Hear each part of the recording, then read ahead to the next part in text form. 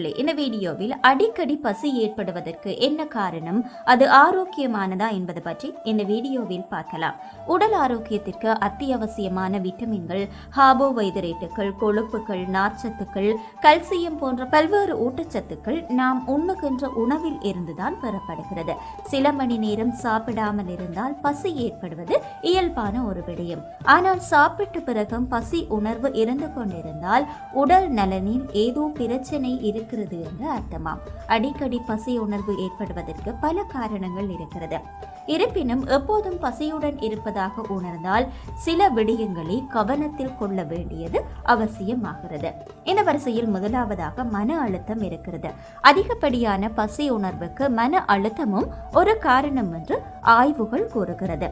பதற்றமாக இருக்கும் போது கார்டிசோல் எனும் ஹார்மோன் அதிக அளவில் சுரக்கிறதாம். அது பசி உணர்வை தூண்டுவதாக சொல்லுகிறார்கள். அதே போன்று புரத உணவு, உடலில் இருந்து எரிக்கப்படும் கலோரிகளுக்கும் குறைவான கலோரிகளை கொண்ட உணவுகளை உட்கொள்வது கிரேலின் என்ற ஹார்மோனை உற்பத்தி செய்ய வழிவகுக்கிறது. இது பசி ஹார்மோன் என்று அழைக்கப்படுகிறது.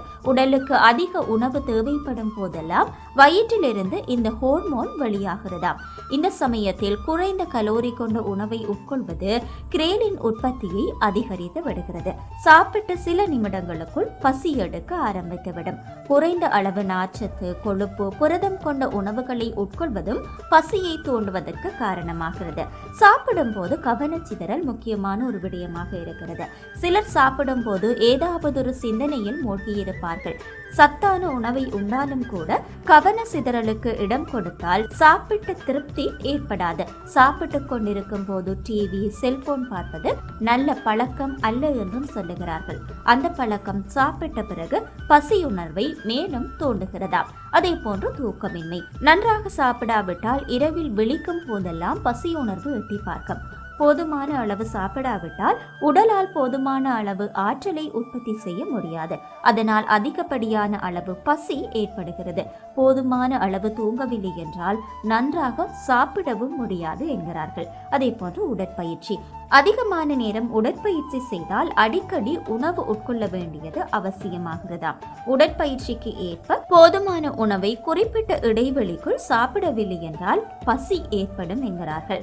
உடற்பயிற்சி எந்த அளவுக்கு முக்கியமானதோ அந்த அளவுக்கு நாம் உண்ணுகின்ற உணவும் முக்கியமானது. அதே போன்று அடுத்த பிரச்சனை வேகமாக சாப்பிடுவது.